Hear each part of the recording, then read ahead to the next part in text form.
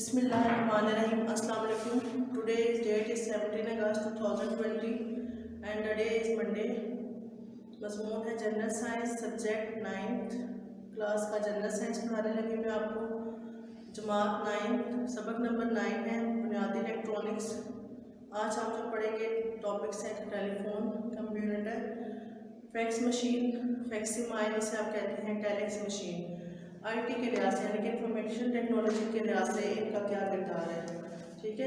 यूँ तो हमने पहले कंप्यूटर के बारे में पढ़ लिया, टेलीफोन के बारे में, लेकिन अब इंफॉर्मेशन टेक्नोलॉजी के लिहाज से इनका किस तरह से अमल दखल है वो हमें आपको आज स्टडी करेंगे।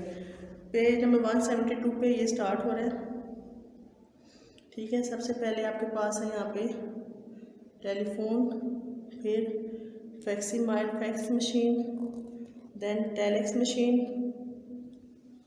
ठीक है। और ये फिर आपके पास यहाँ पे आगे कंप्यूटर स्टार्ट हो रहा है, ठीक है।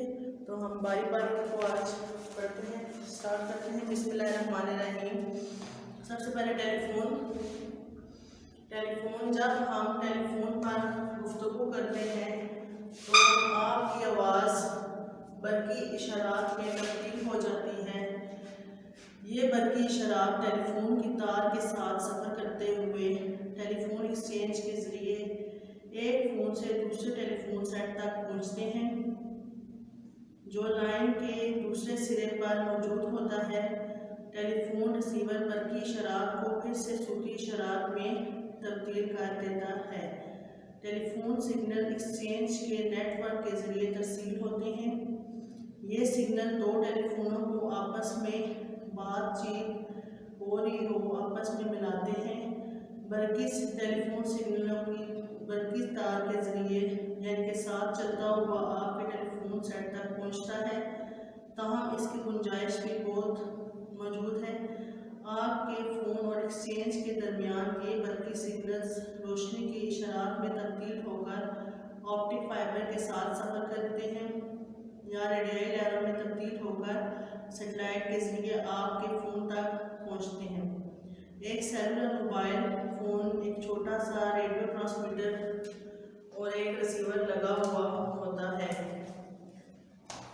ये रेडियोई लहरों की सूरत में सिग्नल्स को भेजता और वसूल करता है। जब हम मोबाइल फ़ोन से बात करते हैं तो हमारी आवाज़ रेडियोई लहरों में तब्दील हो जाती है।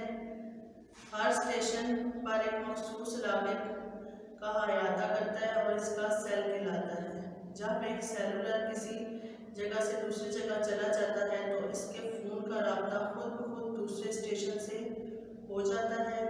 मोबाइल फ़ोन पर रेडियोई लहरें ही वसूल होती हैं, मगर आपके फ़ोन का सेट मखसूस माइक्रो प्रोसेसर के ज़रिए इनको सूती इशारात में तब्दील कर देता है, जो एयरपीस अलसमात के ज़रिए आवाज़ की सूरत में आप तक पहुंच जाती हैं।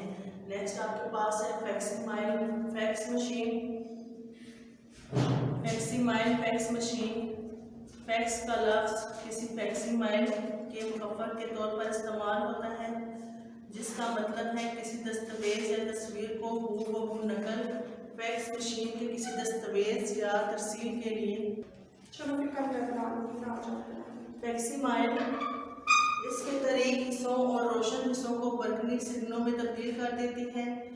ये बरकी सिग्नल टेलीफोन लाइन के साथ सफ़र करते हैं और इस तरह वसूल कुंदा की फैक्स मशीन तक पहुंच जाते हैं, जहां असल दस्तावेज की नकल तैयार होती है।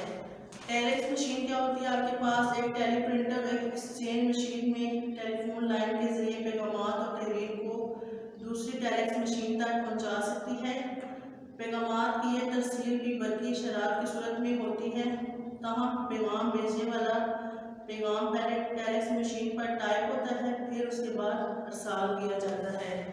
कंप्यूटर नेटवर्क जिसे इंटरनेट कहते हैं, इससे मुख्तलिफ कंप्यूटरों को सेंट्रल डेटाबेस को इस्तेमाल करते हुए मालूमात के तबादले की सहूलत मुहैया करता है। कंप्यूटर नेटवर्क से इसे इस्तेमाल करने वालों को अपने पैगामात या ग्राफिक्स, तहरीर और तस्वीर इस तरह भेजने की सहूलत मुहैया करता है कि भेजने वाला पहली फुर्सत और सहूलत के मुताबिक मालूमात भेज सके और वसूल कुंदा अपनी सहूलत और फुर्सत के मुताबिक उसे वसूल कर सके। معلومات ایک اور نیٹ ورک کے ذریعے بھی ڈالی جاتی ہیں جسے بلیٹن بورڈ کہتے ہیں۔ جو بھی اس معلومات میں دلچسپی رکھتا ہو انہیں استعمال کر سکتا ہے۔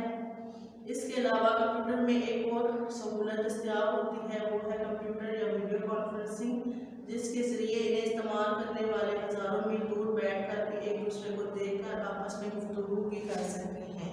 ٹھیک ہے کلاس، آپ نے ٹیلی فون، فیکس مائل، فیکسنگ مشین، ٹیلیکس مشین اور کمپیوٹر کو اچھے طریقے سے یاد کرنا ہے اور ان کو بغور مطالعہ کر کے ان کو پڑھنا ہے۔ ٹھیک ہے، اور ایک ایک ٹاپک کر کے آپ ان کو ساتھ ساتھ یاد کریں گے۔ نیکسٹ لیکچر کے ساتھ انشاءاللہ پھر ملاقات ہوگی۔ اپنا خیال رکھیے گا۔ اللہ حافظ۔ Thank you. السلام علیکم جماعت نہم۔ دن ہے پیر کا، تاریخ آج 17 اگست 2020۔ مضمون ہم پڑھیں ہوم اکنامکس۔ سبق ہم پڑھیں انسانی نشوونما میں خاندان اور معاشرے کا کردار۔ آج ہم اس میں پڑھیں گے گھریلو ملازمہ اگر ہم رکھتے ہیں بچوں کی پرورش کے لیے، اگر والدین بزی ہے اپنے پڑھائی کے سلسلے میں، جاب کے سلسلے میں، تو اس کے بچوں پر کیا اثرات ہوتے ہیں۔ بچے کی دیکھ بھال کے لیے والدین گھریلو ملازمہ کا انتخاب گھریلو ماحول میں کرتے ہیں۔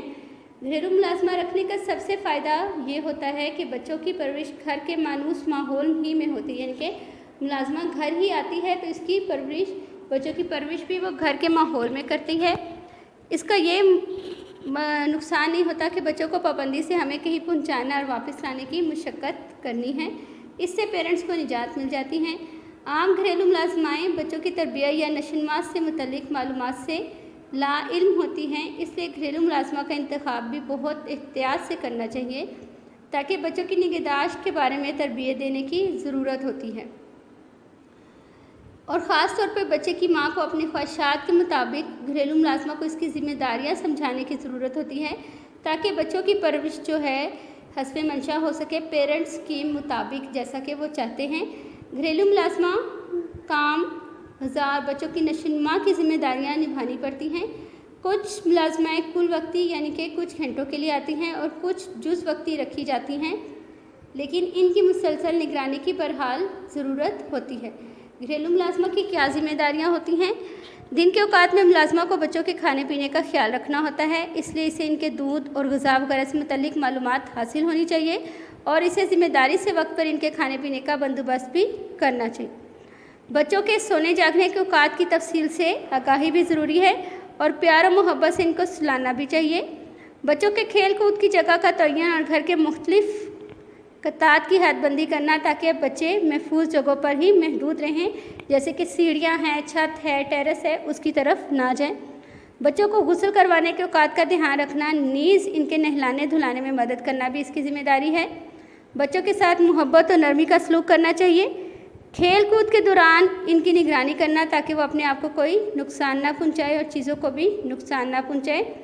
ان کو بہلانے کے لیے کوئی سبق آموز کہانی سنائیں۔ گھر کے دیگر کاموں مثلاً صفائی ستھرائی یا کھانے پکانے کے دوران بھی بچوں پر نگرانی رکھ سکیں یا پھر یہ تمام کام بچے کو سلانے کے بعد کریں۔ یہ گھریلو ملازمہ کی ذمہ داریاں ہیں۔ اب پڑھتے ہیں ڈیک اسٹاف کے بطور نگران بچوں پر اثرات۔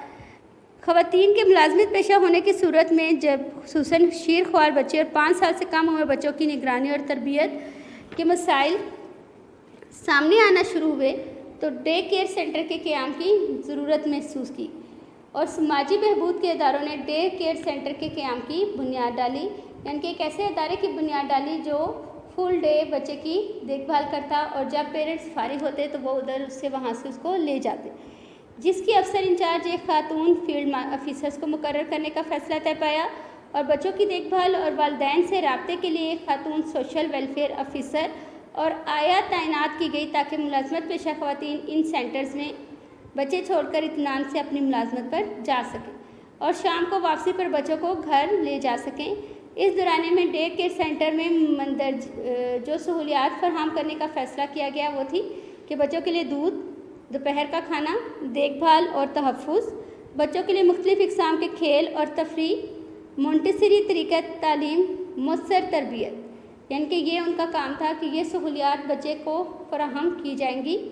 ڈے کیئر سینٹر کا عملہ باقاعدہ تربیت یافتہ اور اپنے اپنے شعبے میں ماہر ہوتا ہے۔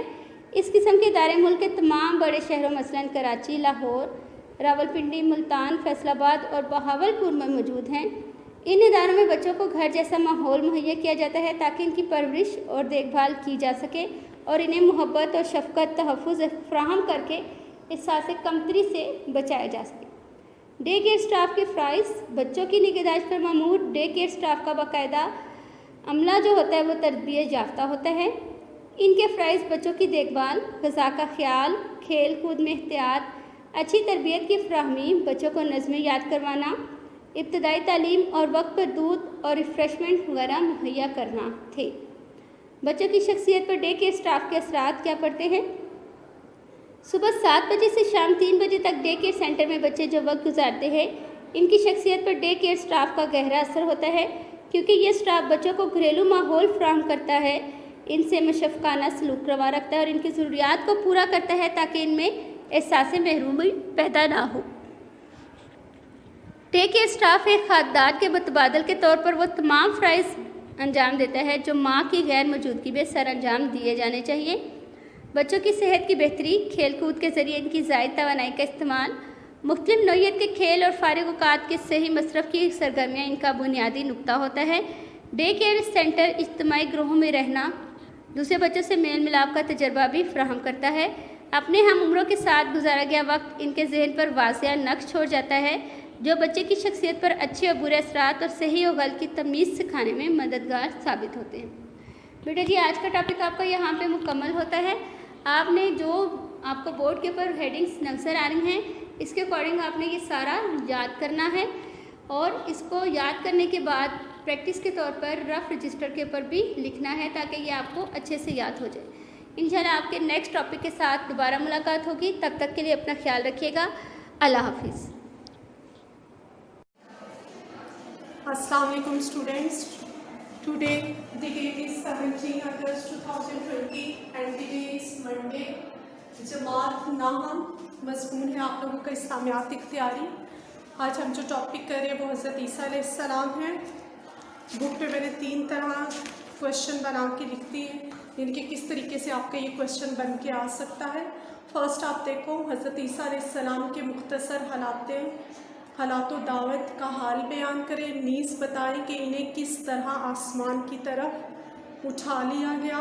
सेकंड था, हज़रत ईसा अलैहिस्सलाम की तबलीगी मसाई पर नोट लिखें या हज़रत ईसा अलैहिस्सलाम की रिसालत पर तफसील से लिखें। ठीक है जी, कल मैंने आप लोगों को इसके 4 पॉइंट्स करवाए। आज 5वां देखें, तबलीग हक़। तबलीग हक़ कहाँ से स्टार्ट हो रहा है जी? ये मैंने लिखा ऊपर, हज़रत ईसा अलैहिस्सलाम।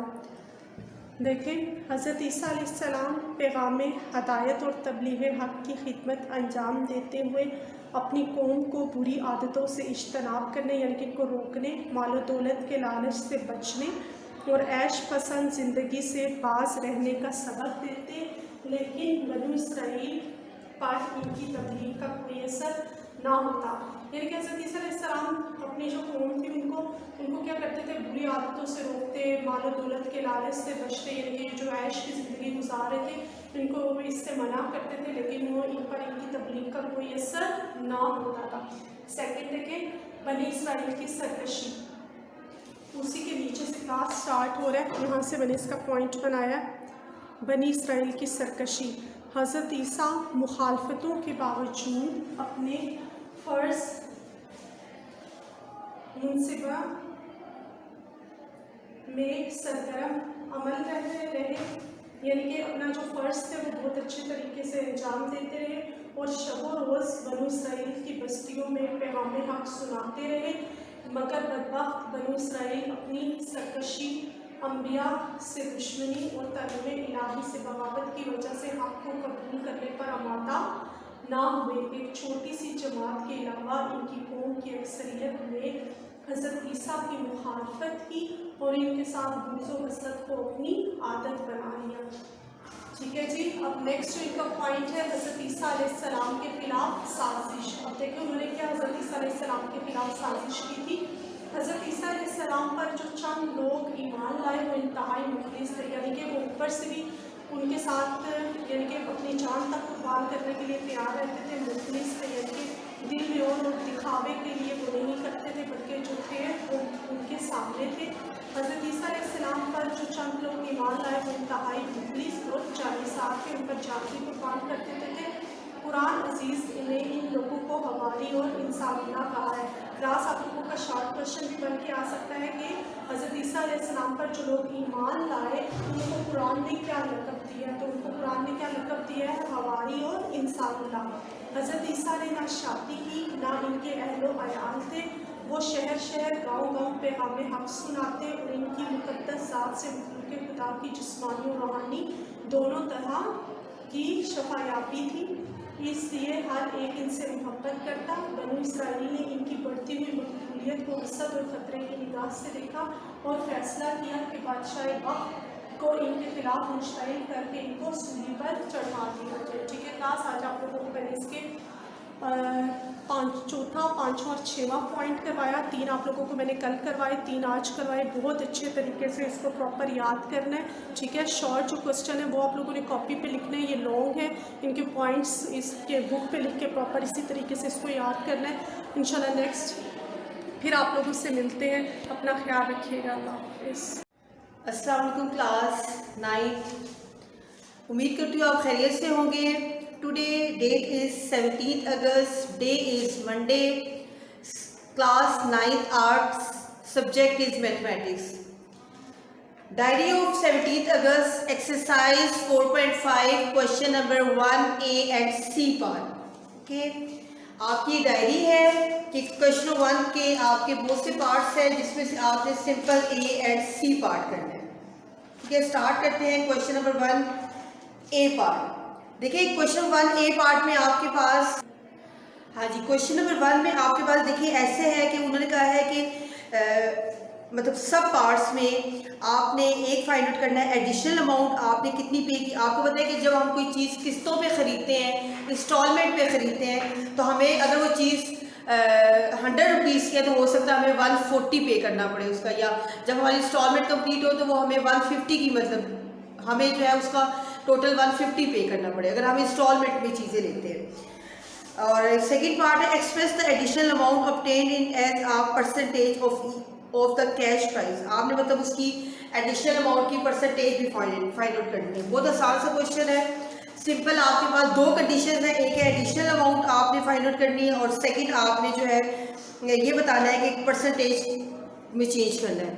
کوشچن نمبر 1 کا اے پارٹ ہے کہ فرسٹ کنڈیشن آپ نے بتایا کہ کیش پیمنٹ ہمارے پاس ہے 360 روپیز، یہ فرسٹ مطلب آپ کے پاس یہ کنڈیشن ہے۔ سیکنڈ کنڈیشن میں انہوں نے دیکھیں فرسٹ پارٹ میں انہوں نے آپ سے کہا ہے کہ کیش پیمنٹ آپ کے پاس ہے 360، ڈاؤن پیمنٹ ₹50، مطلب ایک چیز آپ خریدتے ہیں، آپ کی مطلب وہاں پہ کمٹمنٹ ہو جاتی ہے، تو وہ آپ سے کہتا ہے کہ آپ کچھ پیمنٹ جمع کروا دیں، تو وہ ڈاؤن پیمنٹ جو ہے پہلے جو ہے 50 روپیز جمع کروا دیتا ہے۔ اس کے بعد منتھلی انسٹالمنٹ وہ جو ہے 40 روپیز فائنل ہوتے ہیں کہ آپ نے منتھلی 40 روپے دینے ہیں۔ اس کے بعد ٹوٹل 10 انسٹالمنٹ میں آپ نے جو ہے یہ چیز مطلب اپنی انسٹالمنٹ ختم کرنی ہے۔ تو سٹارٹ کوشچن کیسے کریں گے؟ فرسٹ کنڈیشن میں کیش پیمنٹ 360 ہے، ڈاؤن پیمنٹ آپ نے 50 روپیہ دی ہے، منتھلی انسٹالمنٹ 40 روپیز فائنل ہوئی ہے، نمبر آف انسٹالمنٹ آپ کے پاس جو ہے 10 ہے، بائی انسٹالمنٹ پیڈ۔ آپ دیکھیں اگر آپ کے پاس ایک مہینے کا 40 روپے ہے تو اس کا مطلب ہے 10 مہینے میں اگر آپ 40 روپے دیتے رہیں گے تو 40 ملٹیپلائی بائی 10 ایئرس آپ کے پاس آ جائے گا 400 روپیز۔ اچھا، by instalment paid and down payment, اگر جو انسٹالمنٹ اس نے دی 400 روپیہ، 50 روپیہ اس نے پہلے دے دیا تھا تو 450 روپیز اس کا مطلب ہے کہ اس نے ٹوٹل پے کیے، 50 روپے پہلے اور 400 روپیہ جو ہے اس نے انسٹالمنٹ کے ذریعے کیا ہے۔ ایڈیشنل اماؤنٹ اس کا مطلب ہے اس نے دی کہ 360 کی اگر وہ چیز تھی تو 450 میں سے 360 مائنس کرے تو 90 روپیز۔ کلیئر؟ اب آپ نے پرسنٹیج نکالنی ہے، percentage of additional amount means کہ اس کی پرسنٹیج نکالنی ہے تو 90 ڈیوائڈ روپیز 90 آف، اب آپ نے ٹوٹل کس کا نکالنا ہے؟ آپ کے پاس پرسنٹیج کیا ہوتے ہیں، مطلب ایڈیشنل اماؤنٹ کی آپ نے نکالنی ہے percentage, additional amount divide per total amount multiply by 100%، تو آپ کے پاس آ جائے گا 25%۔ ٹھیک ہے، اسی طرح کوشچن نمبر 1 کا سی پارٹ ہے، اس میں آپ کو ایک اماؤنٹ ہے وہ ہے ہمارے پاس کیش پیمنٹ ہے اس چیز کی 25,000، ڈاؤن پیمنٹ ہے 10,000، منتھلی انسٹالمنٹ ہے 500، نمبر آف انسٹالمنٹ ہے 36، پیمنٹ آف بائی انسٹالمنٹ ایک آپ نے انسٹالمنٹ میں پیمنٹ جو کرنی ہے وہ 500 روپیہ کرنی ہے۔ اچھا، یہ سارا جو آپ کے پاس ڈیٹا یہ تو گیون ہے آپ کے پاس۔ آپ نے کہا کہ اگر ہم نے 10,000 रुपये डाउन पेमेंट दे दी है, 36 इंस्टॉलमेंट है, अगर आपकी हर इंस्टॉलमेंट में 500 रुपया दिया तो 18,000 रुपये आपके पास जो है बन जाएगा। उसके बाद आपने क्या करना है 18,000 रुपीज़। अब आपने बताना है कि 10,000 अगर उससे पहले दिए, 18,000 उसने अब दी है, तो आपके पास टोटल पेमेंट इंस्टॉलमेंट की और डाउन पेमेंट होगी हमारी 28,000। एडिशनल अमाउंट हमारे पास है 28,000 माइनस रुपीज़ 25,000, आंसर आ जाएगा रुपीज़ 3,000। ठीक है। अच्छा, amount which is taken as cash pay, amount which is cash. अब देखिए आपने ना एडिशनल अमाउंट की परसेंटेज निकाली, अगर आप ये परसेंटेज ऑफ एडिशनल अमाउंट लिखें आपके पास क्या आएगी, एडिशनल अमाउंट है 3,000 डिवाइड्स बाय 25,000 मल्टीप्लाई बाय 100%। तो इस सारे को सॉल्व किया तो परसेंटेज का साइन आपने कैंसिल नहीं करना, वो 7 आएगा, ये आपकी आ जाएगी परसेंटेज। ठीक है, मतलब आपने इस क्वेश्चन में क्या सीखा, अगर एक चीज़ आप किस्तों पे, अगर आप कैश पेमेंट खरीदते हैं, अगर वो आपसे कहते हैं 360 रुपीज़ के, आप उसको 360 रुपीज़ दें एक टाइम में, तो आपके पास जो है मतलब वो चीज़ आपकी होगी, एडिशनल अमाउंट आपको कुछ भी नहीं देनी पड़ेगी। लेकिन सम टाइम ऐसा होता है कि हमारे पास पेमेंट कम होती है और हम वो चीज़ खरीदना भी चाहते हैं, तो हम उसको इंस्टॉलमेंट में ख़रीद लेते हैं। मतलब हम उसको इस तरह करते हैं, हम कहते हैं कि 4-5 इंस्टॉलमेंट में या 4-5 उसको, इन उर्दू आप कहते हैं 4-5 किस्तों में हम जो है ये चीज़ ख़रीद लेंगे या हम अपने पैसे पूरे कर देंगे। जो चीज़ किस्तों पे या इंस्टॉलमेंट में ख़रीदी जाती है उसकी अमाउंट थोड़ी सी, अब हर एक का ये प्रॉपर अमाउंट नहीं है कि एक फिक्स है कि आपने 10% ज़्यादा देना है, 25% ज़्यादा देना है, ये एक हर शॉपकीपर का अपना एक वो होता है। हो सकता है कि एक शॉपकीपर जो है उस टोटल अमाउंट का 25% जो है, टोटल अमाउंट का 25% हिस्सा जो है वो करे, एक्स्ट्रा ले, कुछ 15% लेते हैं, कुछ 10% लेते हैं। ठीक है, हर एक की अपनी चॉइस है, ये फिक्स नहीं है कि हर एक ने इतना ही लेना है। ठीक है। अच्छा, question number diary of exercise 17 August exercise 4.5 question number 1 A and C part आपने अपने नीट रजिस्टर्स पे करना है। इसके अलावा जो दरमियान में बी पार्ट स्किप किया गया है वो आपने मतलब खुद करना है प्रैक्टिस के लिए। उसमें भी आपको कैश पेमेंट 900 रुपये है, अगर आप किस्तों में ख़रीदना चाहते हैं तो आपके पास रुपीज़ 150 रुपीज़ आप डाउन पेमेंट है, मंथली इंस्टॉलमेंट है आपके पास 75 रुपीज़ और नंबर ऑफ इंस्टॉलमेंट होगी आपके पास 12। ठीक है, ये आपका 17 अगस्त का लेक्चर था, यहाँ पे आपका 17 अगस्त का लेक्चर एंड होता है। इंशाल्लाह 18 अगस्त को मिलेंगे दोबारा नए लेक्चर्स के साथ। दुआओं में याद रखिएगा। अल्लाह हाफिज़।